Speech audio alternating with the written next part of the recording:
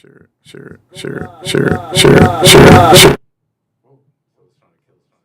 No, What was that? hey, we're on, by the way. Let's. Yeah, that's what I'm We watching. are. We It's just that lost- we're on. We lost 2 people because you did that. You blew Nah, off that the was, that's ears. probably me. It's probably our friends. They'll come back. Relatives. We're on. He just doesn't believe. It takes 30 Until seconds. we to go. see the picture, we keep waiting. He doesn't believe me. But in 3, 2, Okay, welcome. Nope. no. Oh, here we go. Oh, he's on his phone. All His right, phone's ladies on. and gentlemen, Still not here yet. and gentlemen, welcome back to another episode of the Manhood Tree Podcast. My name is Abdul Rahman Abid Muhammad. Sitting across from me tonight, we have our co-host. Alonzo Lee Beckett.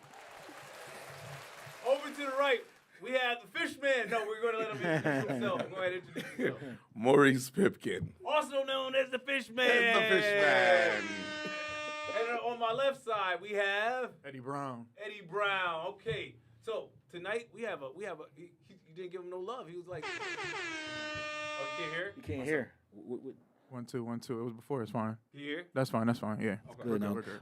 Mike sounds As long nice. as y'all can hear me. All right. So tonight, I think we have a really good show. But before we get into the show, we have entrepreneurs in the house. We have businessmen in the house, or people that are doing things in the community in the house. And so what I would like to do is start off the show. I'm gonna start with you. I'm gonna start with Maurice Pipkins, aka the Fishman. I was so excited when he walked in the door. I was like, "Holy him. crap! Holy crap! Zoe brought in a celebrity, The Fishman. the Fishman." Let's talk about your business. Tell us about the business. How are things going? What is? How did you come up with those commercials that you do online for getting the name the Fishman? Talk a little bit about it. Okay, I started. Actually, I started in the beginning of the pandemic Okay. in 2020. So I started it because I used to do fish for my kids on Saturday. Okay. So I had a little hot dog cart that I converted into a fish cart. So I used to fry fish on Saturday, and then we used to go to Six Flags. I'd take them to Six Flags. We spent all the money at Six Flags, Right. that kind of stuff. Yeah. But I used to own a car dealership, so when everything started slowing down because of the pandemic, I said, I got to figure out something. I need to do something. So my mind went back to doing the fish. So then I started doing fish in my driveway in a little pot with the little deep fryer, frying up just whiting and catfish. That's all I did was whiting catfish. Yeah. And then I said, oh, this is going well. So I said, man, let me just get me a truck. Okay. You know? So I went to Massachusetts, up in Oxford, Mass. So I went out there, bought a truck, came back, built it out. Me and my brother-in-law, we built it out. No, that one we didn't build out. We had this other guy build out. Okay. So he built Oh, it just out. like I did with my ice cream. Right, truck. I Remember drove before you it. just talked I about drove that? it. No. He was trying to act like he was like Same in guy. there doing all the Right. work. See how quickly? Yeah. He right. was Same waiting. guy. He was waiting. Hey, I don't forget stuff. I'm sitting over here waiting for you to say you didn't build it out. So I'm like, Oh, you did what I did. Oh, you Well, did exactly what I did. right. Oh, I got it. I got it. I Yeah. just Well, wanna the make sure. first one I didn't Okay, build. I just want to make But sure. the other 3 I did. Oh, okay, yeah. It's okay. All right, whatever. Hey, first Hey, one. I just wanted to make sure we were on the same page. There was somebody doing the other building, not him. Right. Right. Somebody else. Somebody else I drove did it there. Yeah, okay. At least I drove it there, right? I drove it there. Yeah, I know about driving. Yeah. So they built it out, Right. and then we started doing like whited catfish, and then I made a basket called the Mo Basket. Okay. So we was doing the Mo Basket because everybody they didn't have all the money, so I did a Mo Basket for like $15. Did like whited catfish, salmon, shrimp, and seasoned fries. Is it small pieces or to make No. Oh, still big. It was a lot. Oh, okay. 3 people could eat off of it. Okay, That's yeah. how much it was. Yeah. But I was selling it for $15, and that what got us big. And then this girl. This girl that used to work for me, she used to get on and do like a little commercial. Okay. So she'll say, you got to get down here on 172 Blue Hills. You got to get the fish. So one day she said, I can't do it. I don't feel too well, so I can't do it. I said, oh, okay. I said, well, I'll try it. Yeah. So then when I came on, and I just laughed. I said, it's me again. Yeah. And then that's just, it just went took from off. there. Yeah. That's We good. just kept doing it ever since then. Yeah, I think a lot of entrepreneurs don't realize how important it is to advertise their business, to talk about what they do. Right. So, did you see a jump in the business after you started doing the commercials?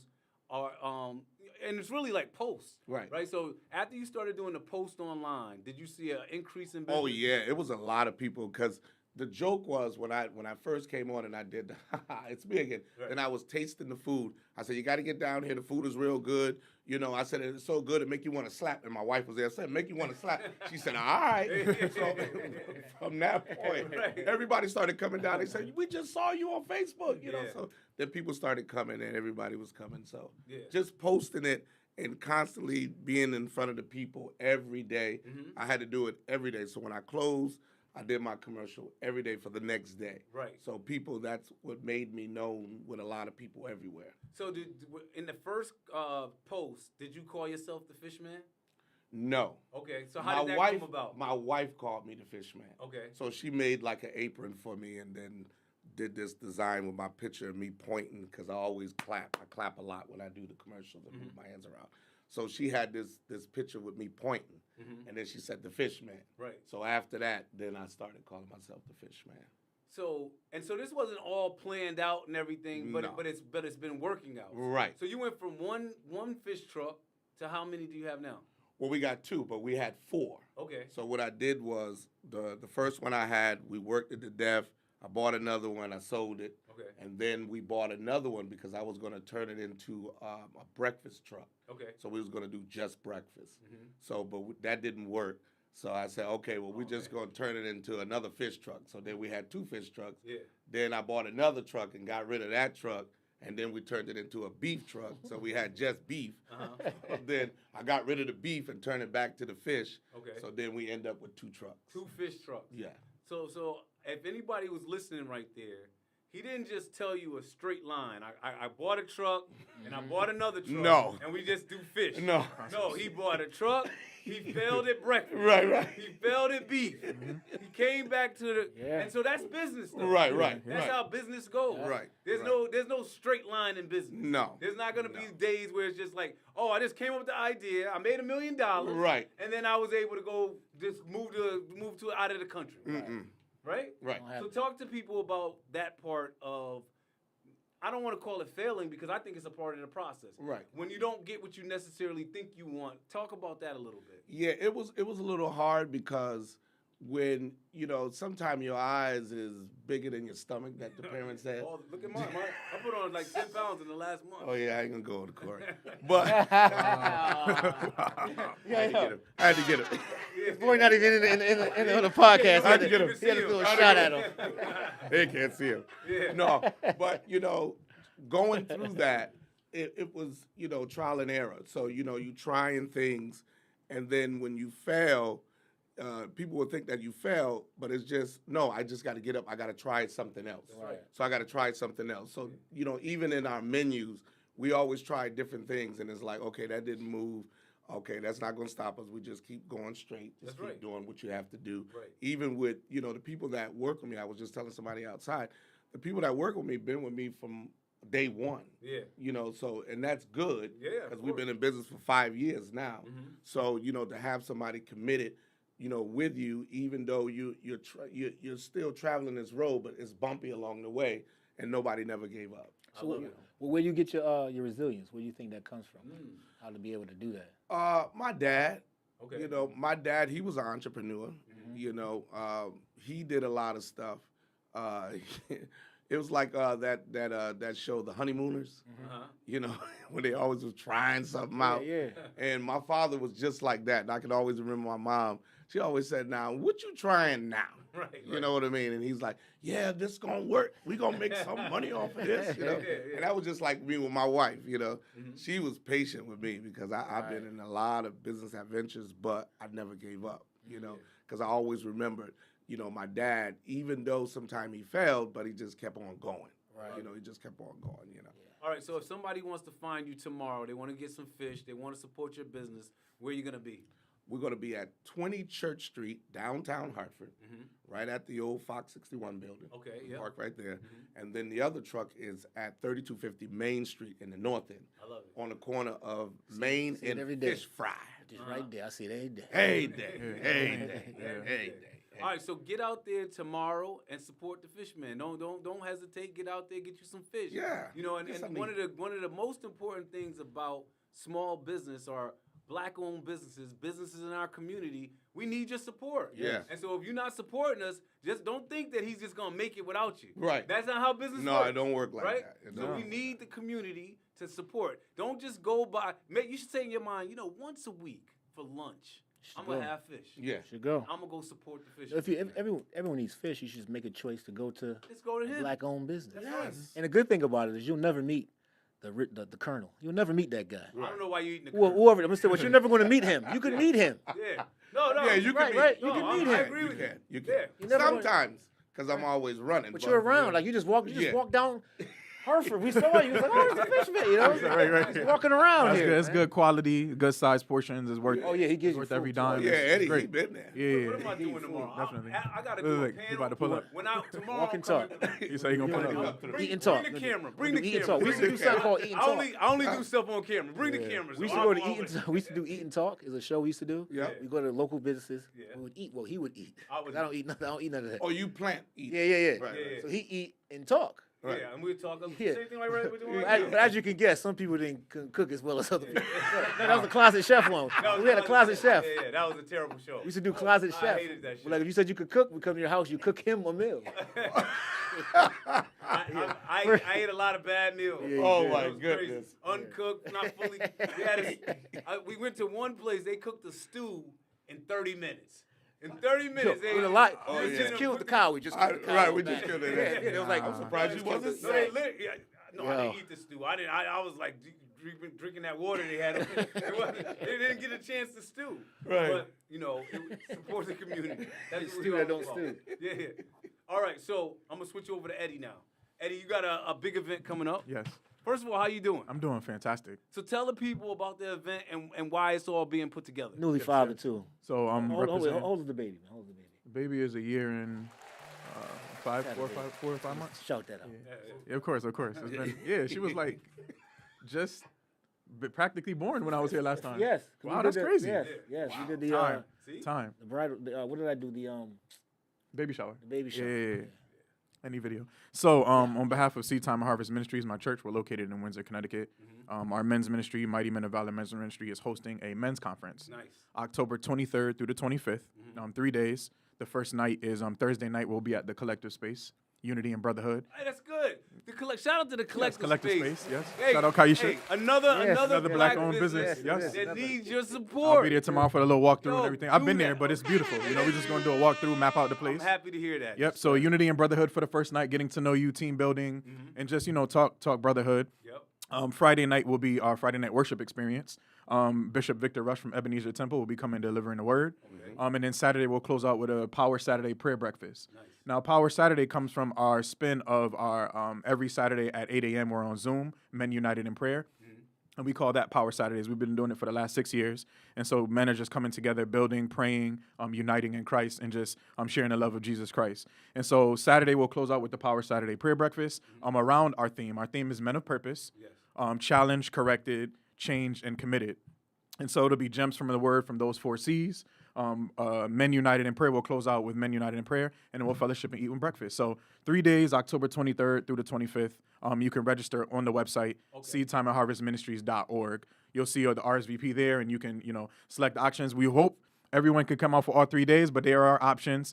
If you could come 2 out of 3, 1 out of 3, there's selective there. So we just want to get a head count on who's coming out. We want to support. Again, as we'll be talking about it more further in the podcast tonight, about the unity and brotherhood and the men taking their rightful place in the kingdom. So tell me your target audience. Who do you want to come out? Like if you had All, your choice. all men. There's no choice. All men. You know, is no God has no respect of persons.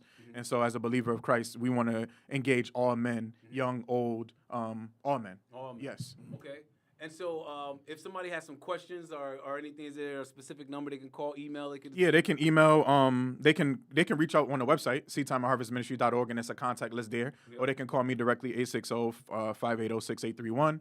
Yep. Reach me on Facebook, Instagram, eBrown Inspires. and contact directly, or you can reach out to the church page, Seed Time and Harvest Ministries. You'll Google it, Seed Time and Harvest Ministries. You'll get all the information there. Why is this event, or events like this, so important for our community right now? Why do you think this is something that you need to do? Because men is important. Men as leaders, men as fathers, protectors, husbands in their community, specifically men in the body of Christ. I think is very, very important for us to continue to unite together, to lead, again, to take our rightful place, as we'll be talking about further. And it's just time for us to unite and understand our purpose, understand why, and understand what's missing versus we always say, what's wrong with men? What's wrong with men? But it's really what's missing. And what's missing is really the wholeness, I believe. It's wholeness in us. And we really, finding self-discovery, coming out of the hidden isolation part of ourselves and really opening up and being around tables like this, to connecting with each other, building with each other, sharpening each other, holding each other accountable. So it's important and as well to build and grow a relationship in Christ and be the men that we're called to be. So October 23rd Through the 25th, yes. through the 25th. If you can't go to all the days, go to one of the days. Yes. Because every minute you spend in what is the word I'm looking for? In community. In community Yeah. is gonna make a huge difference, and I think in your life. I think Yes. one of the biggest issues with men, especially now, Yes. is that we isolate. That's it. Yeah. So we find ourselves like, yo, after we get off from work, we I'm just good. go home. That's it. Our relationship, just like the kids, we're playing video games. So our friends are people we never met, never Right. seen, and so and it's always like almost like we're playing, So we're playing with the father, playing the role of man, and not necessarily stepping out and doing what men need to do. So Right. I think this conference is going to be very important. So Yeah. hey, schedule the time. Set aside the time to be able to get there, and contact Eddie if you have more questions. Let's do it. Zoe, let's go to you now. Real quick, let's talk about what's going on with any video. What's going on? What we got? So much. Man. Oh, we have the documentary. So we have a documentary I'm starting. I do documentaries, if you don't know. Yeah. We have the Hartford Legends series. The first one was Undisputed Champs, the Yes. boxing documentary, welterweights in the 80s, Marlon Starlin and those guys. Mm-hmm. Then I did I did You Can't Rock the Pub, Hartford Public, Marcus Camby and Kendrick, 50-1. Then I just recently did Ice Never Melts, John Scully. Yes. And now I'm doing the 25 Years Loud, the Hot 937. Next year will be 25 years. Mm-hmm. So I got a distribution deal with a company, distributes to Tubi, Prime Video. So we have those 3 docs I mentioned earlier be on Tubi in the next couple of, by the end of November, they'll all be up there. 10/17, 11/29, 11/28, and 11/17, they'll be up there. So this next doc will be there too. Yeah. So I'm just navigating around, completing these documentaries, and creating some other stuff. We want to do these Fatherhood Forever short series that I want to put on Tubi as well. Right. Just short stories about fatherhood. They're like 10 to 15 minutes long, and they'll deal with maybe a dad that braids their hair gets you're a single dad maybe. Maybe you're a dad that's you're married. But there are 6 stories. Mm-hmm. We're gonna cover on the 6th level. That's not the 6th. There's 8 different types of 8, fathers. excuse me, 8 types of fathers. So we're gonna, and each one will be like, actually it's like boyhood, adulthood. Is that one? Yeah. So it'll be boyhood. So it'll be a story about boyhood. Like one of the first episodes is a boy. He goes to school. He realizes that like his father's not there, can't pick him up. All the other kids are getting picked up by their parents. Mm-hmm. His father's not there, but then you also see why his father's not, because his father's working a couple of jobs. But then afterwards, his father comes at the end of the scene and explains to him like why he wasn't there, and he's apologized, like I had to work this and that. But through the scene, you'll see that it's like what happens around our community now. Like there's no explanation. You just think your dad's not there. Right. Mm-hmm. Right. But he's like, hey, I'm really. But his dad gave him an explanation, like, man, I'm trying hard. So you kind of get a story in that. So you're also showing a skill that a lot of men don't do, a lot of fathers don't do. Is communicate with their kids. Right. Mm-hmm. So sometimes, when you're a father, it's like, yo, I don't have to Tell him, answer to yeah. anybody. Right. Right. Right. But the reality is that when you take that one moment to say, hey man, I really wanted to be there for you today. Right. However, I still got to put this bread on the table. I got to make sure you guys eat. I got to make sure we got a roof over our head. And so I just wanted to let you know that when I don't show up, it's not because I don't want Right. you, but I have responsibility Yes. to take care of you. And being at your event is important to me However, You're gonna be. I want you to act. You want me to act? You got the job. Man. You're right. He put him in the role. I was looking for the said, father. "That's it." You're the father. He said, "That's it. We I casted need you. that are same- the father. Casted you on the spot. I need that energy right Casted there. him on the spot. come There you on, go. little son. Made him many talents. Yeah. But the whole series would be just like that. Yeah. Showing it like through, because you say this to we say this to each other, but when you see it on TV, it's almost like, hey, guess what I learned? When someone else already told you that was close to you, but it's when you learn it from a different place or you kind of learn on your own, you think it's your idea. Yeah, yeah. So hopefully do that with the documentaries. I still do a lot of corporate stuff. Finish the Freedom Fund dinner. Do some stuff with YWCA, DCF. I still do a lot of corporate stuff so I could do my passion. Those are really my passion projects, like Right. all the documentaries and things I want to like I'm just curious about. So you're still taking anybody that's out there that needs a videographer to come to their event and videotape it, create a reel for them, a short clip for them, or even a longer clip. You're still doing that type of stuff. Yes, I do. But the business allows for you to do the things that you really would like to do. Right. The documentaries and other types of projects. And like this. The Right. podcast, yeah. Okay. Well, all right. So quickly, my people clinical services, my people community services. This week, tomorrow actually, I'm gonna be on a panel discussion, men and mental health, hosted by Advocacy Unlimited. We'll be at the Tovio Center at 1:00 tomorrow. And so if you're just Where's that? Where's that? I don't actually remember. Tovio Center? I never heard of it. It's like you get on a flight right now. You going to Tovio Center? It's here. It's in Hartford. I think it's right on Park Street. But I don't want to don't quote me on that. I'm Probably I'm a renamed location that we know. It just they change the name and stuff all the time. You mean Parker? right. It's not important. Parker. I was actually if you go to Fox 61, I was actually on the news last night, and you can just watch that little clip of us talking about the event. Myself and October Brown. We were both October Brown. Yeah, we were both Yo, there last yo, night. funny story. Go ahead, quick story about October. Give it to me. You remember this? You remember? I was there? I think you told me this. Oh no. Yeah, you remember I used to do the shows I used to do. I had the poets one I used to do. What I used to Yeah, call yeah. it? Poetry? What is it? Just for poets? Just Just poets? poets, yeah. Just poetry, whatever. I wasn't on that show. But go Yes, ahead. you were, because you and Tracy did one together. Oh, okay. But I remember, so I had this poets on. He just boom, boom, boom. So my guy, like we went out to the. I think you remember now. We walked back in. He's about to go on next. Like, yo, I'm gonna take him. I'm about to go to the bathroom, bro. Come back. The dude was in there doing push-ups. Yo. He did the whole take. And he came with no shirt on. I was like, what are you doing, man? He's trying to get a little pump before show. And then he did the whole take with the shirt off. I'm like, yo, what is going on? Leave this door open. He said he want to be buff. 1477 Suite 102 on 1477 Park Street, as I said. Men and Mental Health will be there from 1 to 3 p.m. One of the things that's interesting about this this panel tomorrow, and our great friend Demetrius Chambly will be on that panel Shout out tomorrow to as Demetrius. Who are these people? Who's doing it? well. The agency is Advocacy Unlimited. What I was going to tell you about them is that they do peer support. So at My People we do clinical services, and so they actually use people that have lived experience. So they teach people. There's actually a certification you can go through to be able to become a peer support worker. And so one of the things that we talked about was me not kind of getting too clinical, overly clinical in my conversation, because they want me to come from my own experiences as opposed to whatever I learned in the books and stuff like that. So I think this is a unique conversation because it kind of uplifts people's experience. It says like, yo, you've been through something, and that gives you some knowledge on the situation. So when we talk about trauma, we talk about recovery. There was one other topic that they talk about, but those two things, I think that somebody that is in recovery probably has a lot more information than somebody that's never used a drug in their life.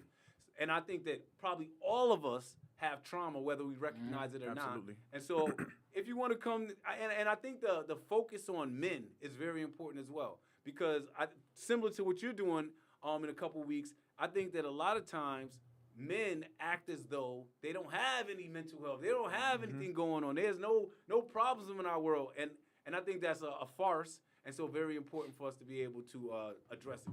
Also, this weekend I'll be giving a keynote address at the Connecticut Parent Leadership Summit.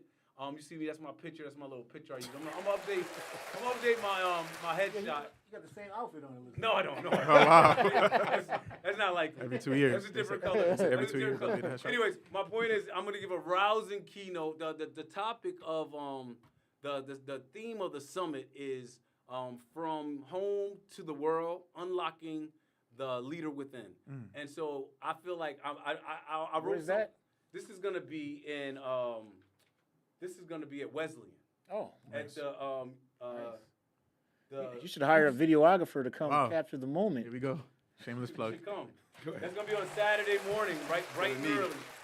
So yeah, I mean, my people, we're doing good. I mean, just come see me. I'm gonna be out and about doing different things. The agency is doing.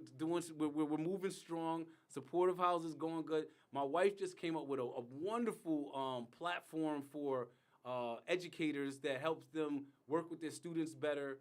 Helps to get the information for the students. Like help to know, like, you know, some of the needs that they have that they're not going to talk about. So she came up with a platform to help them kind of determine that and also be able to plan for the future. That's the app? It's an app, yeah. It's an app. Yeah. Amazing. Yeah. All right, that's enough about we got business, we got community, we got business, we got business. Now let's get into the podcast. Let's get into tonight. Our topic is the importance of unity and brotherhood. The importance of unity and brotherhood. So, Eddie, I'm gonna come to you first. How do you define brotherhood, and what does it look and feel like in your life? Brotherhood is, to me, is just a group of collective men coming together to form a trustworthy bond, trustworthy relationship that can last a lifetime. Okay. What does it look like and feel like in my life? Just being surrounded by men that can sharpen each other, being surrounded by seasoned, same age, and even younger men. Because sometimes most times you can learn from younger men as well. Yeah. So in my life, just being surrounded by those brothers and allowing them to hold me accountable, really changing up my circle over the years to understand, you know, the true purpose and true value of what I need to do, and not being the one to always be around the yes men, not being the one to be the smartest one in the room, but to have that knowledge, to have that accountability to correct me out of love, and to share that brotherhood that can just, that's more, because I don't have a brother, you know, it's just me and my sister. So just to have the brothers that feel like blood. So I think that's important. That's what it looks like for me. Maurice, you want to add anything? Yeah, I mean, I have 3 brothers. Okay. You know, so I grew up in a house with 3 brothers, 3 sisters. But my brothers, they were like my role model. You have older or younger? You in the middle or? I'm the baby. Okay. Stop. Wow. Stop. I tell everybody that. He could just say I was the youngest. He didn't have to say I'm the baby. As soon as I meet people, you know, that they know my brothers, my older brothers and sisters, it's like, oh, you don't remember me? I said, no, I'm the baby. I don't remember, you know. So that's why he's laughing. Yeah. But growing up in the house with them, you know, watching them and being protective of me, helping me out along the way and stuff like that. Yeah. That was brotherhood to me. Of course. So you look for that, you know, once you get older, you look for that, but sometimes you can't find that. That's right. And just like you were saying, you got to change your circle sometimes. You change your circle of friends that you're around, you know, because sometimes it's not brotherhood. That's right. You know, it's not a togetherness. So you just hook up with people that, you know. You learn that it's not brothers. Like you have an example from what your biological brother showed you. So then when you get out in the community, if it don't feel right, because I think that's the thing about brotherhood is that's unique, is that it's not just the camaraderie and hanging out. Right. It's the feeling that you get when you're with those brothers. It's very important too. So yeah. And see, LaCory, he's like a brother too. Yeah, I see that. Yeah. He just showed up for you. Right. So what do you think? I agree with both of them. What is it? How I define it the same way. Like, all right, so I have 2 brothers. But we didn't grow up together. Right. So it's like a different form. Like we're close. Like my younger brother, we're closer than I would say me and my older brother. When we all together, we're still. You're cool. We're cool, but I'm closer to him just because we contact. I mean, we communicate more with each other. But like he was saying, he grew up with them around him, so he felt like that's the brotherhood. When I grew up, it was me and my mom and my sister. My brothers were with their mom. Right. So I didn't feel that type of brotherhood. I got brotherhood from like sports Okay. and like basketball and and the teammates and things like that. So I got a lot of. I always go back to that. But I got a lot of like my discipline, everything is from sports. Like like the coach is like my dad. He's like my dad for like since I was like ninth grade to whenever. So that was kind of like the feeling. I had the feeling of like that brotherhood when I feel a certain way around certain people. Right. I invite him on to the podcast. I think he's a good person. But hey, come let me see. Right. So it's like it's more that than actual blood because I didn't experience it like he did. Like we grew up together. It was great. I would love to have that, but I never had that. Yeah. So I had to find it some other way. Community. And I figured out it was does not necessarily mean blood brother. Right. Right, when you think that's my brother, you be like, "Oh, damn, I wish I had a brother." You can find those anywhere. Right. It's not necessarily your biological. Well, in the manhood tree, we talk about how there's like 3 different types of brothers. You can have your biological brothers. You can have your friends that are like brothers. And then like I'm in a fraternity. We say that's a brotherhood too, right? And so it's kind of like, but the thing is that even with all of those different ones, your biological, your friends, and your fraternity or whatever, you still have to go deeper. I think that like I have all my brothers are younger than me, and I feel like when we like on a day-to-day, it's like I may not see them for like weeks, but then when we come together, it's always like we have a history that's so strong that you can't break us up. It's just it's impossible. And so like I always sometimes that my brothers are all bigger than me, but I always feel like I'm like protective over them. I want to make sure they're straight. Even when they make me mad, I find myself forgiving them just because they're my little brothers. I just want the best for them all the time. And I think that with all the other types of brotherhood, I see myself saying like, you gotta put the work in. You gotta spend time. And so I think that like we're brothers. We've traveled all over the world, done different things together.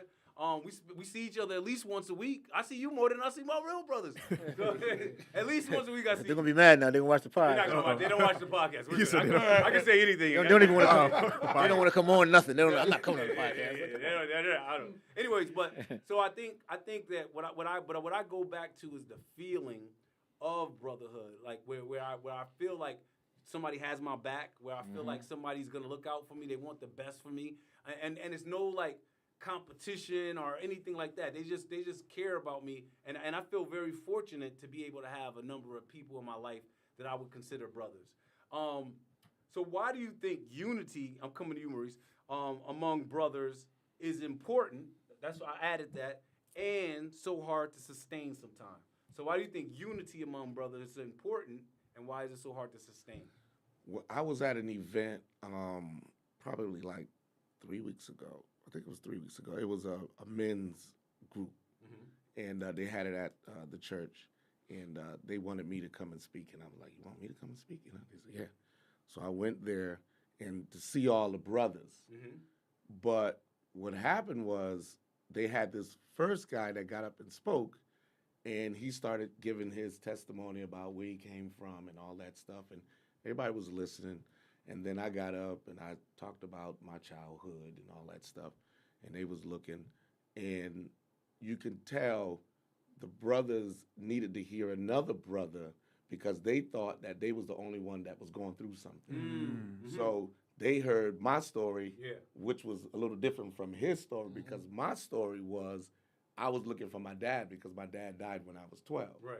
So sorry for your loss. Yeah, so me growing up, I was looking for my dad in so many other different ways. Right. And then the other guy, he said, "No, but I had my dad, but I was in the streets. The streets was like my father or whatever." Right. So I believe from that little circle, men needed to hear that because it drew them closer together because we cried, we laughed, we talked. So that gave us a thing where we said, you know what? Not only am I going through, you going through, but I'm sharing with you. Right. You know what I mean? So, but I think that that's well needed because sometimes we're not honest with each other because we always put this wall up because we don't want each other to know what's really going on with us. Right. You know what I mean? So I think it's really important for us as men to be there for one another, to strengthen one another because we need that. Yeah. We need that. So what about you? No, like you said, I do think it makes us stronger, and people think it makes you weaker. It kind of makes you stronger because, like you said, we always internalize things and think we go through things by ourselves. But when you hear someone else say it, that they go through something similar as you, it gives you kind of like, I guess, someone you can talk to because you feel like you can make it through because he's going through the same thing. Yeah. And I think men don't really unify because it's jealousy. Because they feel like it's not enough of whatever they're trying to get. There's only a certain amount of it. It's more than enough. Right, but they always have this, and that's that's our where we grow up. Yeah. It's dog eat dog. Like, hey man, you got to be the best. Yep. We're not into cooperative economics. None of that. Like, we don't understand, even if it makes sense. We're not understanding it. But if you look at it, you understand. Like, you're better as a whole. They do the whole fist thing. You're better as a whole than you are by yourself. Yeah. Even with that knowledge, majority don't do that. Yeah, So yeah. I think that is kind of like, we say the cheat code. That is like, if you could find some men, a group of people that kind of think collectively the same, you'll go a lot further in life, without even really trying. Right. Right? Just talking to those people every day and building on each other instead of, you have some people that, for lack of a better word, they're not out for the better interest of you. So they're, as you think you're your friend, they're trying to, your demise. They're trying to get your demise because you're friends maybe. And, Right. It's real deep in the fact because you grew up with kids and you grew up with friends and you have this ideology like you're going to make it together or you're not. Right. So if you start making it and he doesn't, you feel like maybe they pull. It's a lot of things that go on in like the hood of what you would say. Right. Right. To make it difficult to have unity. I often say that I can't live your life. No matter what, no matter you can make it as much as you want. Right. There's nothing that's going to be able to make me be able to make it with you, unless we're doing something together, unless we're collaborating. Yes. But I mean, if I'm looking at you and I'm like, damn man, he's got everything that I want. I can't live that life. I got to make my life. Right. And I think that if people, the sooner we all realize that and understand that, I think that you'll be much better off because you spending so much time worried about the next man that you're not doing nothing for yourself. Yeah. So, Eddie, you got any thoughts you want to add to that about No, unity you guys, among brothers? you guys pretty much said it all. I think what Pastor was saying as far as being heard. I think once you hear something from somebody else, or just understand that you're not alone, and even if you have to voice that to another man, just you're not alone. I'm here. We need each other, and so it's important. That's the only way it's going to sustain because we have this facade of we're tough. We can't cry. We got to hold it down. And when we see other men being vulnerable, we're like, oh wow. Just like he said, once the testimony came up, you testified about it. Now I feel a little bit comfortable. So if we understand that we need each other and we can come together to actually talk about it, we can have that collective brotherhood to build in, and it will sustain. So it won't be hard to sustain and understand what's missing versus what's wrong. I love it. All right, Zoe, what does it mean for a man to take his rightful place in his home, in his community, and in the world? All right. So we're going to turn the corner a little bit. All right. For me, all right. For the first part, what is Rightful place. me personally? Yes. I mean, I may be different others, but I believe that I should take care of everything in my household. Okay. All right. Like my wife, she works. She doesn't have to. I tell her. I'm going to make sure it's okay. Right. I'm going to be the the backbone of my family. Like if anything she need, like my son at school or Melissa at work, she having problems, like little things like the car needs fixed. Like I'm going to solve all those major problems. Right. And how it looks in the home, same thing. I'm the king. Yeah. Right. I feel that way. Right. She's my queen. I'm the king, and I'll take care of everything. I basically want her life to be worry free. The woman in my life, if I can help it, try to make it worry free. Yeah. In the community, as I do with my business, like I try to, when I have time to free, like the whole your cup, when the cup runs over, you give with the overflow, right? They say, right. So like when I have time, I'll do community events. We do the trunk. I just do it just to go tape it out, edit it, and put it up. Right. So I'm showing. I think as a man, like you don't necessarily have to pay me to do something I think is right or I think is good for my community. I'm going to go out and do that and kind of show that through that way without really telling you Right. or saying, beating my chest, saying I'm doing this for the community. Just do it. Yeah. right?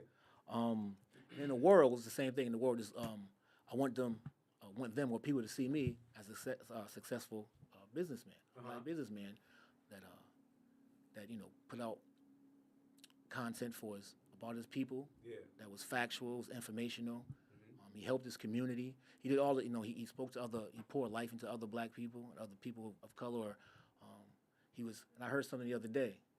He's kind Duncan, so I saw Duncan said it. Yeah. Like, I'm kind, I'm not nice. Right. Right? It's two Right. different words, Right. right? Yeah. It's letting know that I'm very kind, but I'm not nice. I'm not a pushover. Right. But I'm kind. So it's like showing that, like what a man stands for, like what his word is his bond, like certain things like that. I teach my son. So basically, my reputation would precede me before I go somewhere. They'll know Zoe's a good guy. He's all right. Yeah. Right. So that's kind of what I want to leave out in the print in the world. Yeah. Eddie, what about you? What does it mean for a man to take his rightful place in his home, community, and in the world? Well, I'm gonna give it to you from how I was taught from a biblical standpoint. Yep. When we talk about accountability, when we talk about the first man, Adam, in the Bible, he was accountable. He was hiding because him and Eve, sinned. They went into the garden, didn't do what they were told, but they got tempted by the serpent. And it was just like, where are you? And when I think about that question, it's not really a question of to answer, but it's more of a question of position. And I think about it, men, where are you? Right? We're hiding. We're in this position where we sin, but then we're hiding because we're ashamed. We're hiding from our emotions. We're hiding from taking what we were responsible for. And that was him supposed to be having that accountability. And so for me, as Christ loved the church, we as men, it's just really a more form of a order of operation sense. The man, Christ is the head, then the man, then the wife, then the children, then you take responsibility of your gifts, your talents, and everything that your purpose to do in this world. And so it's just an order of operation for me and biblical principle to stand as a man, as a leader, to be an example in my community, to be an example for other boys or young girls that don't have that father figure or don't have that mentor, as well as the world, just being that example. We are the salt of the earth. We are light. Be a light and let your light so shine, so that people can receive the gospel, so that people can be taught well and know my word and know my name. And so as a disciple, growing in my faith, not being perfect, I have to understand those principles and abide by it. So taking my rightful place as a man, we are the leaders. We are responsible. This is our job. And it's lost because of this accountability factor that we're not taking accountability. And it's the question, where are we? Where are you? Right. Yeah. Maurice? I agree with both of them. Me taking the rightful place at home. Me and my wife, we've been married 23 years. Nice. Congratulations. Yeah. Oh, the claps. I like that. Yeah. We do that sometimes. We've been married 23 years. And out of the 23 years, my wife, she worked the first 3 years. She worked the first 3 years. And she had to leave work because she had kidney failure. So she left work. So she's been home ever since. So I've been that head, that role in the home. Right. And not just for her, but for our kids. Yeah. Because she had 2 kids when we got together. So I was that, because I always remember my dad. I always keep going back to my father, but I always remember my dad took care of everybody in the house. Right. So that what makes me, in my mind, says, you know what? You're the head of the house. You're supposed to take care of whoever's in the house, which is your wife and your children, and even my kids. So at home, I'm the head of my house. Right. Because I take care of my family. That's right. I make sure that everybody is well taken care of. Sometimes I go without so that they can have. So that's a real man. That's right. To make sure that you go without, to make sure that they eat. I told my my daughter one day, I said, every time that I was going to punch the clock, I was punching the clock for y'all. I never punched the clock for myself. Right. Because if it was up to me, I would have been doing something else. But every morning that I got up, I punched the clock, and the clock was for you. Right. So being the head of the house in the community, taking charge and taking the role in the community. When I first started my business, the fish truck, I said, one of the Fridays, I told my wife, I said, all the money that we make, all the money we make, we're gonna take that money and we're gonna go down to South Park Green. They call it Bum Park. Yep. So we're gonna go down there and we're gonna feed everybody, right? Nice. We're gonna go down there and feed everybody. We don't need no lights. We don't need no camera. We don't need no action. I like it. We're just gonna take the truck. We're gonna go down there. We took the people from our church. We said, we're gonna go down there. I said, now you can sing, you can sing, you can sing. I told the musician, you get your keyboard, you gonna play, they gonna sing, and we gonna give out some fish. We're gonna give fish and bread. So I did a commercial where I said 2 fish and 5 loaves of bread. I just kept saying 2 fish, 5 loaves. So we went down there. We gave out all food. We felt like 250 people. Love it. But that was taking the role as the head in the community. You know, in the world, same thing like you. I want people to say he was a good man. You know, he made sure not only did he look out for his family, but he looked out for other people. You know what I mean? So that's my story. I like it. I like it. All right, so I'm gonna put these 2 questions together. So, how can men lead without dominating and protect without controlling? So we put that over in your mind. How can men lead without dominating and protect without controlling? And then, what are some ways men can reclaim leadership that is rooted in love, service, and accountability? So I feel like instead of, I guess you can answer them separately, but I just wanted to kind of like twist them together so that you could say, like, ultimately we don't want to lead through domination or protect and be controlling. But that's not the whole point of either one of those things. And then, but how do we reclaim leadership that is rooted in love, service, and accountability? Eddie, I'm gonna come to you first, actually. Okay. Start us off, buddy. Start us off. Without dominating and protect without controlling, first of all, really have to understand what leadership truly is. And it's really, to me, an inescapable role of service. And so it's all about serving others, not trying to take control, not trying to dominate, or you are still protecting without controlling, though, but you have some type of balance to understand how you're serving others through your actions, not through the title, not through, I feel like I have all power, I have all authority, and I'm just, doing all of this. But it's through your actions and through the teaching, and how how people are following you. Are they following you in a positive way, or are they following you in a negative way? And some ways to reclaim leadership that's rooted in love, service, and accountability. Well, as Brother Pipkin said, in regards to outside of what he does for his family, he did it for the community, and that's service, right? That's love. It's putting putting others before yourself. That's real love. In the Bible, it's the agape love, right? The decision to put others before yourself, the decision to be rooted in that specific love, and really not about your feelings. It's not about how you feel, but it's just that decision to wholeheartedly commit, sacrificially put others before you. And I think that's important, and we really have to understand it in that aspect. And it's not self-seeking. It's not jealous. But it's just love, and it's understanding that leadership is not just about the title. It's not just about you're the leader of this group, and you have control, and you have to have, again, that masculine dominance. But really leveling to meeting them where they are, serving in love, having a heart for them, and really understanding it's not really about you, but it's about them, and really that selflessness. When I have to tell you who I am, I'm not sure who I am. Okay. I like that. Right? Yeah. So if I'm a leader, and I got to keep telling you that I'm a leader. Right. I run this show. Right. This is my show. I'm the head. I'm the manhood tree. So you're second in command. That's not how you are. That's it. But it's true. It's true. Yeah, it is true. If I gotta tell you who I am, I'm not sure who I am. You know what I mean? Yeah. So me leading in that aspect, I don't have to tell you that I'm the leader. Right. I'm just gonna show you that I'm a leader, and I'm gonna do it in love. That's right. I'm gonna do it in love. The Bible says, encourage everyone daily. And I think it's in the book of Hebrew. And it was saying, encourage people daily. So even as a leader, and you encouraging people in love, you encourage them that they can make it. You're not trying to make it about you. You're making it about them. That's right. And being accountable for it. So when he was talking, that's the only thing came in my mind is, if I got to tell you who I am, That's right. I don't know who I am. You already lost. Right. So you want to add anything? Yeah, same thing. Goes to sports again, like leadership. Like you providing a service. It's like, what do you need? I'm gonna provide that as a leader. And like in sports, like everyone, if we are playing basketball, I got to talk to all of you differently. I could probably scream at you. I can't at you. I got to, you know what I'm saying? So it's like leadership requires you to be different people at certain times.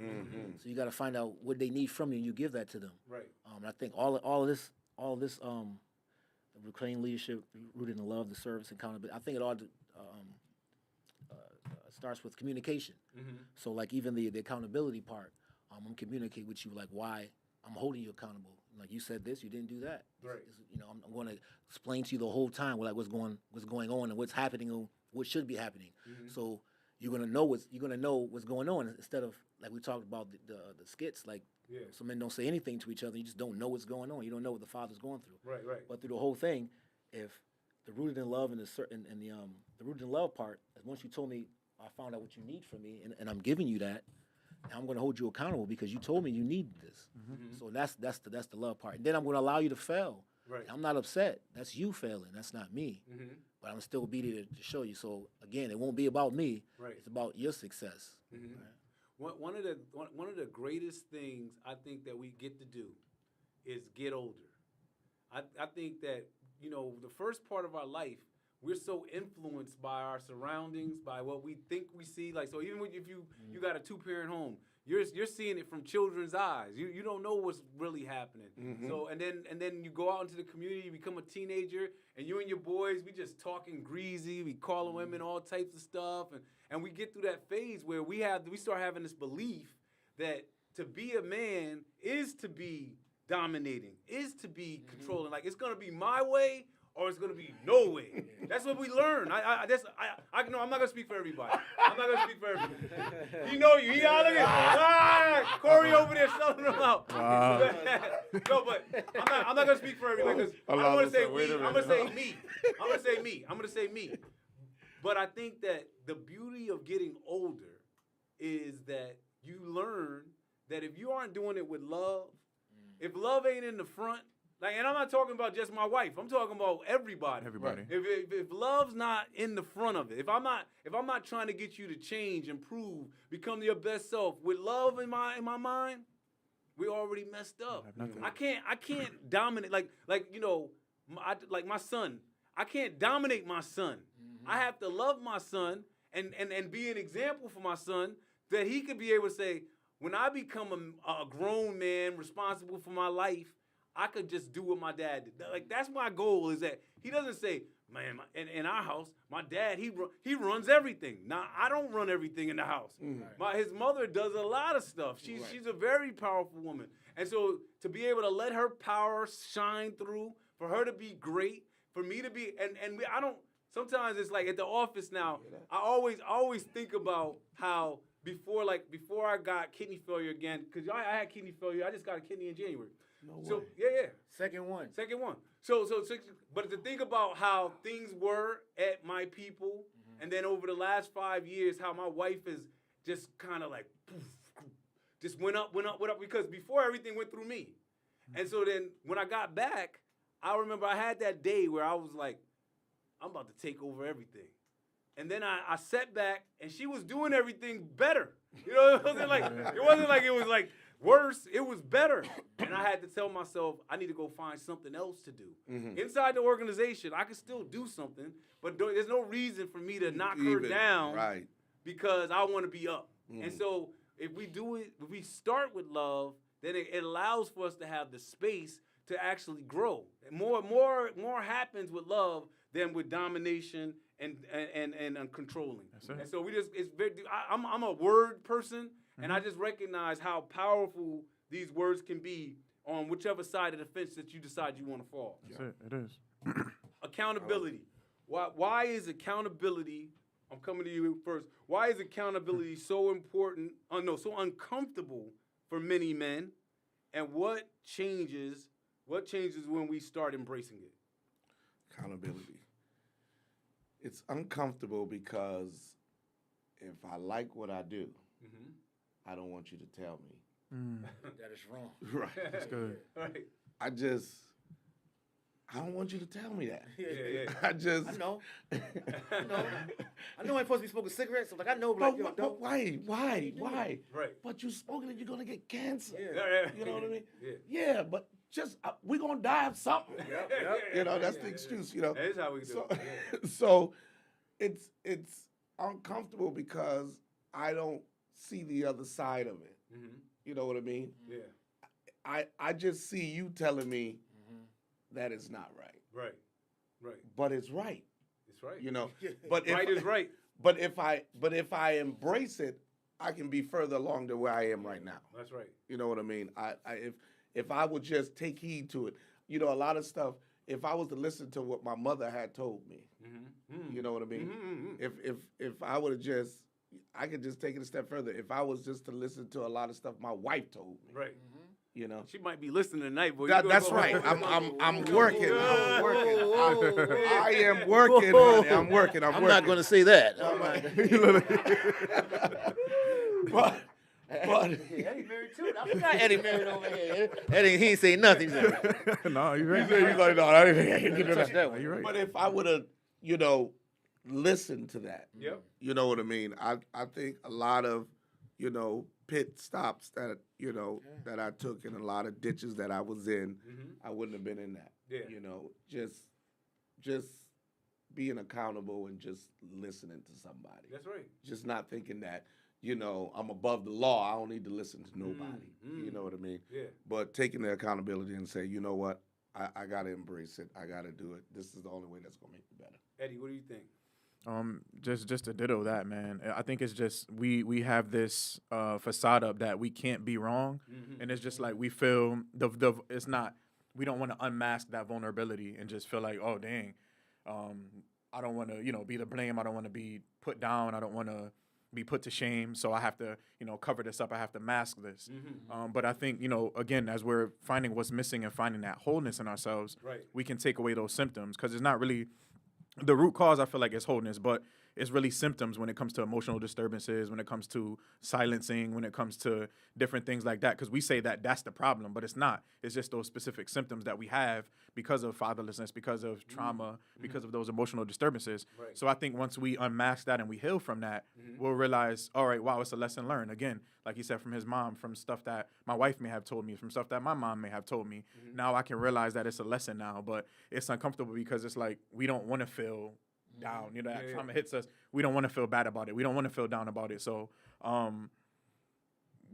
when we start to embrace it, we realize the importance of it because now it becomes our character traits. Now it becomes the man that we're growing to become, and it becomes a lesson. So that way we know for the next generation or our sons, our daughters, that we can teach them like, hey, listen, this is important. Right. You have to be accountable for your actions. You're not going to be perfect. That's right. But as you unmask and as you grow and learn, you can now teach it to the next up.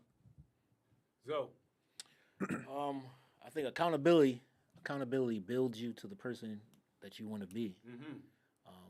A lot of accountability that happens, I think, maybe sidetrack, but I think a lot of accountability happens like within yourself because a lot of things you do, like go to the gym, eat right, you're like by yourself. Like no one, you can't beat your chest and say, hey, I ate well today. Like no one cares. You can't take a whatever. Yeah. So I think accountability starts with yourself. And I think a lot of men have problems with it because when we're young, I know when I was young, I couldn't wait to get old. I'm going to do what I want to do. Right. No one's going to tell me nothing. That's it. Right? So you get to a certain age where you still need to be told stuff, and you weren't. You still probably in boyhood. Had a kid, never got. So now you're like, man, I'm doing what I want to do. I make my own money. Right. So now you're in that phase where, like, even though you know it's right, and most people, I think most people know what to do. You know exactly what to do. You just choose not to. Right. Like, you know what I'm saying? Like, you know how to get this, get that. You know how to. You just choose not to. Yeah. So accountability makes them. I love people that are accountable. Yeah. Because I could depend on them, right? Accountability, like people that aren't accountable, you don't want to. They don't like I don't hang around with people that's not accountable. So you're never going to be my friend, Right. right? So it's like so it's like the friends you get are going to be all lousy people, right? So it's like the if you want people to be accountable, you should be accountable for yourself, Right. And then when you see that, and the benefit of it, age is going to give you everything. We understand. We understand that you're going to be able to look back, take a step back, and see like when you went wrong, and like these gentlemen too. A lot of women in my life, everybody. A lot of people tell me things that are the right things to do, and I've probably done the wrong things. But the accountability is to know that they were right and to correct it. Yeah. And again, going his point, like no one wants to feel like they're wrong. Right. Yeah. And if you say I'm wrong, the first thing they say is, well, you do this. Right. Throw it Come back. back Right. Yeah. So Come it's back. like so now it defeats the whole purpose. Yeah. So it kind of gets lost in the sauce, the whole conversation of accountability. So I just think, and the close, I think accountability is with you yourself, because people can see that I'm accountable. I don't even got to tell you. Mm-hmm. The things that I do in my business, it just shows. Like they know you're accountable. Right. You can't be who you are if you're not. Yeah. Right. And then there's some people you know in your life. I know he's not. 'Cause Right. I see where you know what I mean. So my jump off, like from coming just off of what you're saying, is that accountability is uncomfortable for some men because they're not doing what's right. Right.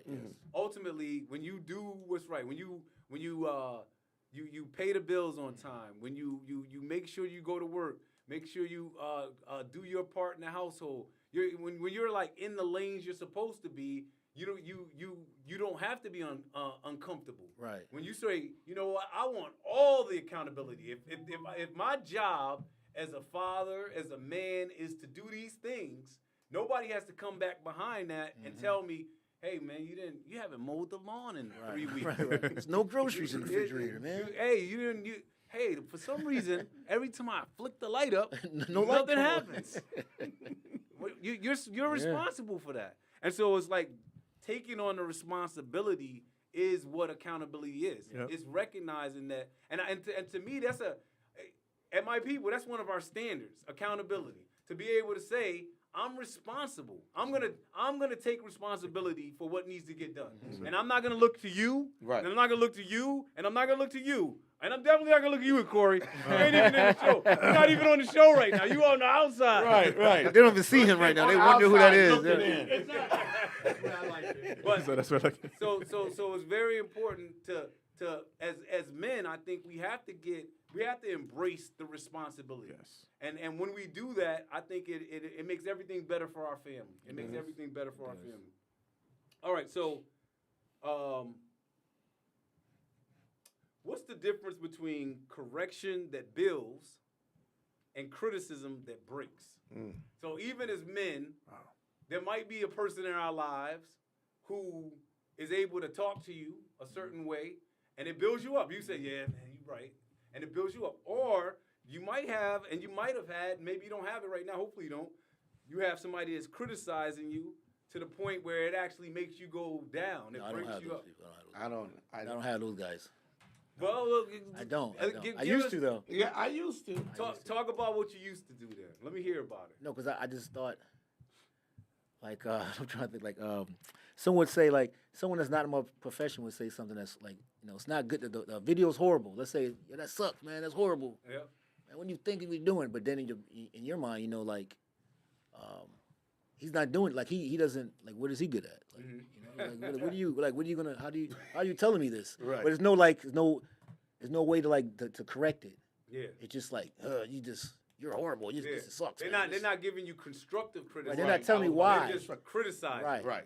Right. So even when I criticize people, it's not really criticism. Like, yeah, this is good, man. Yeah. I would change this, Right. or I would change that. But if you want to do it, I don't know what they want you to do. Right. So it's a different conversation. It's not like, oh man, that sucks. Yeah. You're horrible. So it's like, and those type of people, again, I during my beginning stages of all my company, those were people. They were a lot. They were around a lot. I couldn't tell you why, but I don't know why they were around with this. It seems like the people that was in my neighborhood all the time, Right. That I grew up around. It's part of the test. Yeah, I guess. Yeah. Sometimes you got to break through. It's like so many ceilings that you're going through. Yeah. And those early ceilings, it's like the ones that they actually try to push you down. They try Right. to make it where you're gonna give up before you actually Right. get to the next level. And so that's the thing, is you just had to get by it. I'm jumping in here. You guys, it took too long. No, you're good. So the word that came up for me, the difference between correction that builds and criticism that breaks, the word that came up for me was trust. So if I trust you, like if you give me a criticism, if you give me a correction, I can take it because I know you don't mean No you're not harm. trying to hurt me. You're not trying to hurt me.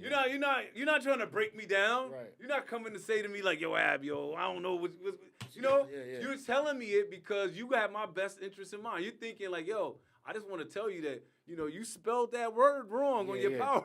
Yeah. Right. It's gonna help me. Right. I'm not gonna say, oh, man, so always, man, he always got something to say. Right. Look, Yeah. So what? I spelled it wrong. I'm gonna go up in front of this 100 people and look stupid. It's all right. No, it's the people that criticize me, or I don't. So I think it's even the way you would Word the it. way you would word it, right? Yeah. You would word it as it's a correction. It's not a criticism. He's not trying to do something that hurts me. He's trying to help me. So, But when you put that trust factor in there, that's important too because it comes with the relationship building. Yeah. Because for me, working with young people, it's a tough love approach. Right. Right. I may sound harsh, but they know it's in love. But versus like I'm just completely putting them down. Right. And you know now I'm tearing in their emotions. I'm tearing in their trauma. And you said correction that builds, right? Yeah. And so it's just giving them that heads up, FYI, like. It ain't gonna and just be real with them, being honest with them, and so that's how that trust comes in with that relationship building. You know, even on the biblical side, when it talks about it in Ephesians 6:4, fathers don't exasperate your children, don't annoy them, but build them up in the training and instruction of the Lord. So it's like, don't tell your kids, doing all this, doing all that, but train them up in those ways that you can show it by action, you can show it by correction. Listen, I told you this. They'll eventually may not listen, but they'll learn it on later in life and get that lesson to not just annoy them. What you doing this all the time? What's wrong with you? So it's just like training them up in that way that they know what's right. So whether they do it or not, it's their choice. But we've already gave you that correct way of what you're supposed to do. So you take it and leave with it as your choice. That's right. Yeah. The trust, I like that because if I trust you and you trust me, if you correct me, don't correct me in front of people. Okay. That's good.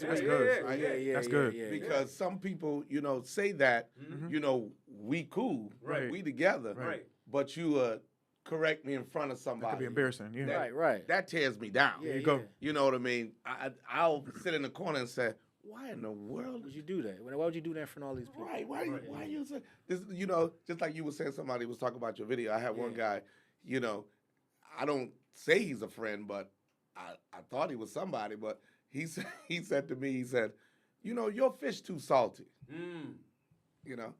And he said it in front of these other people, right? And I looked and I said, my fish too salty. Why you keep buying it? You know what I mean? You keep calling me for it. You got something to say. But You want me to change it now? right. But you wanted to tear me down in front of somebody. You know what It I ain't mean? that good. Right. Yeah, that's It's too salty. Ain't that good. But behind the scene, he getting it every day. Why you keep coming back, Harpo? Right. Wow. What divides us most? Ego, envy, or isolation? How do we move beyond that? Ego, envy, or isolation? All of the above. Yeah, you want to put them in order? Right. All of the above, man. I think they all do. They all kind of connected. I think envy is one of them. Envy probably the biggest one. And then you envy somebody. Then you do what they're doing, and then you have an ego that you're probably better than them. But you're not. You know what I'm saying? Because you thought their life, you wanted it. Yeah. And what's the other Isolation. one? Isolation. Yeah. Like, I mean, I'm pretty in that. It's my wife. No. It said T something. TD. TB. Oh, it's the bank. TD bank. Right. TD. Right, TD. Hit that. He says the bank. Somebody trying to swipe your card. Hit that. Right. Did you try to make this purchase? No. Yeah. So I think yeah, ego and envy. Isolation can be nowadays. That's more so now. We're in the era. We was outside all the time. So Right. Isolation could probably be hard now because they're online with the friends and stuff like that. But I think envy is the first one because you always people always think someone's life is better than theirs. Yeah. So you envy the guy's life. No such thing as a life that's better than yours. J. No Cole. such thing as a life. Right. So they get your life. Yeah. And then they think they're the best at it. But that's a great thing is that. So going back to envy is when people they want your life. Yeah. They think your life is that, but they can't see behind the screen. Right. They only can see what's out, like what I'm showing you. There's a lot back there. And I feel like nowadays more than ever, we show you what we want you to see. Yes. Nobody ever posts sometimes people post the tough things they're going through, but they're trying to get a couple dollars. Right. But nobody typically we post positive things. The success. And so you see all of that positive. And so then it's like you think, oh man, this guy's got it Killing made. it, man. Man, I can't barely get it together. And then you're competing with somebody who's on the internet who's just showing you the good parts. And so we got to get to the point where it's also like you got to build up your self-esteem because envy is from self-esteem. If your self-esteem is low, somebody could trick you and being envious of them. They're not even trying to do it, but it's because they don't look like they look like they got it together all the time, and you're the one that's struggling. So, Yeah, it's key. Yeah. And how do we move beyond that? Yeah. Honestly, we're going back to the piece of love when we talked about that. Love is missing, so we moving beyond that, and it's a choice. As I'm gonna allude to the scriptures, guys. Yeah. 1 Corinthians 13. We look at it as the hallmark verse when we see it a lot in weddings. But when it says love is patient, love is kind, it is not envious, it does not boast. We talk about ego, envy, none of that. Right. And so what divides us is the love. We're not showing that, and we're a loveless community. We're loveless men, and we have the separation. We have the I can't even brother could post something, and I can't even share that because I have a fish truck too, and I want to, it's a competition. It's not collective effort. We can't get together and talk like this as men because you have a business and I have the same business, and we're competitors. Yeah. And so it for us to move beyond that is the key of love and understanding, like, it's the well-being of others, right? The well-being of others. We can all win together. Of course. But we lose love, we get divided, we get separated because we're egotistic, we're envious, we're jealous, we're hating on somebody else when we could really all just do this together in unity and in love. And I think that's what's missing. And in order for us to move beyond that, it has to be real love. And again, it's a choice. So if we all choose to love, if we all choose to get it together, put our minds together, put our resources together, and work as brothers Right. and build our community and build our families, whatever we need to do, then it'll change. It'll change. Nope. All right. All right. So we're close to the wrap up now. He said it. Yeah. How does unity among men shape the next generation? So this is us future thinking now. How does unity among men shape the next generation? Our sons, nephews, and young brothers watching us. How does our unity help them? Just what we're doing now. I think Right. this is it. Yeah. Brothers coming together. Yeah. They need to see that. Conferences, all that, everything that's going on now, it has to be Different shown. stuff. They need show They it. need to see it. Okay. Power of influence. I think so. Yeah. Okay. Give me. I need to hear. Okay. So I need an example specifically how somebody watching us it would help them. If you watch it, if a young kid, son, nephew, or young brother watch this podcast tonight, what would be the takeaway that they could be able to say, "Oh, these are all grown men. This is good. I could do that too." They can go see Ed, 23rd, right? They can come to the event. Okay. They could come to the men's conference. They could actually literally go to something. Go right to the event. To get Yeah, something come to out the of it. event. We have different. Connect yourself with a positive male role model. Connect with one of us here. We'll connect you with somebody.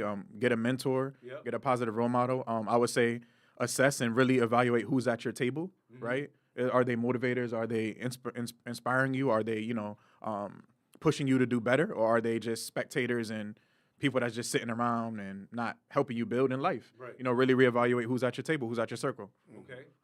All right. Next question. What legacy, what kind of legacy do you want your circle of brothers to leave behind? Maurice, I'm going to come to you first. Legacy of trust and love. Trust and love. Okay. Trust and love. I would want to leave that behind. Not thinking that everybody's against you. All brothers are against each other, but loving on one another. Zoe. I think I'm gonna go with trust and love. He literally wrote it down. Come on, I wrote it down. But just that all the men that I was around, support around, they're all like me. Meaning like they'll help a youth in hand. They'll help the community if needed. They'll help. They'll pour from their cup when it overflows. They'll help. They have that mind mind state. So that's basically all the men are very community. Basically, what we're talking about the whole time. They're in the community. They're good men, good fathers, and they're there for the youth. Yeah. Basically. Eddie. Yeah, so really it comes to mind the question, like, what are you building too? What are you building? Something that will outlive you, right? That will, when you're gone, it's still continuing on. And so for me, as a follower of Christ, as a man of God, it is really just a Christ-like character, doing my best to honor that in discipleship, growing the next young man and learning God's word, learning biblical instruction, learning obedience, learning those positive characteristics that will help them grow and be the man that God has called them to be, fulfilling their purpose and really building something. Whatever it is, whatever your purpose is, whatever you're assigned to do, what are you building? And make sure that outlives you. Yeah.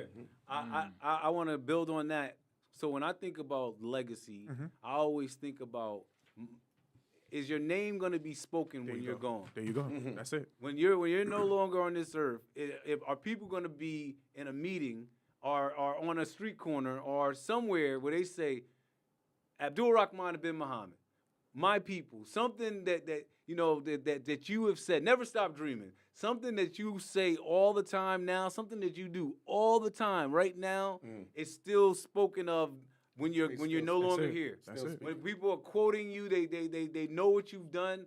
They're saying, hey, man, I know you could do it because of so-and-so and such and such. To me, that's the greatest legacy, is that that means you really made a real impact in your community if your name comes up when you're no longer here. And then lastly, if you're going to give a message to a young person, to any person, a man out there who's listening to us that needed a little bit of uplift about unity, about legacy, about anything positive, what would your message be? Zoe, I'm going to come to you first. Never stop dreaming. I was gonna say that. We always gonna say that together, collectively. No, that's what I was 1, 2, 3. Never stop. That's what I was gonna say. I mean, I didn't want to ruin it for anybody. Zoe, you owe me $5. I have that trademark. Oh my God. Please send me a check. I don't want to. Go get that. Come on, Zoe, what do you got? Your phone died, so you're in Yeah, I it. know. Oh yeah, it's gone. Got another one over here. You see that? Perfect. Oh, and then it gave you a highlight too. No, I put it on myself. Oh, okay. Go ahead. Give him a message. A message, the youth. Oh, the best gift you have is your youth. But that's if not you- gonna last. If you're young, no, the younger you are, the better you are. So I'm saying if you're 18, 19, 20, 21, 22, 20, whatever, you're under 30. All the way up to 30, yeah. Yeah, you're under 30. These are the times right now you got to try a bunch of things, right? You got to try a bunch. You got to talk to a bunch of people, see what you really love to do. And if you're younger than 24, you're in college, people are going to believe in you when you're in college, man. No matter what you do, your whole family loves you because you're in college, That's right. right? As soon as you're 24, 25, you're a grown person. Nobody wants to help you. Oh, man. That's how the world's going to look at you because you should have gotten it right. That's how they're going to look at Hey, they're going to look at you like you should have you should have gotten it right. Now you got to, I don't know, now you got to do something else. Got to do something else. But, take this time as a youth to try everything, man. Explore. Find it Explore, out. man. Find out what you're good at, what you're not good at. Maurice, what you got for him? A message for the people. Don't give up. Don't give up. You looking at somebody that came. There is a king and a queen inside of you. Don't let others define you by how certain people perceive you. And it's important to understand your purpose. It's important to understand who you are, and continue to think positive, be positive, and do what you have to do. And there's a king and queen inside you. There's greatness in you. And just understand that and know that for sure. This has been the Manhood Tree Podcast. My name is Abdul Rahman bin Muhammad. I want to leave you guys with this thought. I was going to give you a message. I got a message for you guys. Listen. This life of yours, don't take it for granted. There's going to be ups, there's going to be downs, there's going to be twists, there's going to be turns. But the thing about all of that stuff, the positive, the negative, it makes a great story. Nobody wants to hear a story where it was just perfect. It was all good. Everything just worked out every day of my life. Nope. You still have a chance to make something great of your life, of yourself. You can do something that's never been done before. And everything that you've been through is going to be the thing that helps you be able to become the best version of yourself. Share your story, live your light, let your light shine through, and most importantly, never stop dreaming. There's always something out there for you. There's always another dream to chase, another dream to catch. And tonight is the first night of the rest of your life. Not the first day, the first night. You're going to do something tonight that changes everything. All right, my name is Abdul Rahman bin Muhammad. That's Alonzo Lee Brackett. This is Maurice Pipkin. This is Eddie Brown. We're out of here, people. We'll be back next week. Tuesday night, 6 p.m. sharp. We're starting on time next week, so if you come in late, you're going to miss the first 5 minutes of greatness. So come in early. It's going to be a great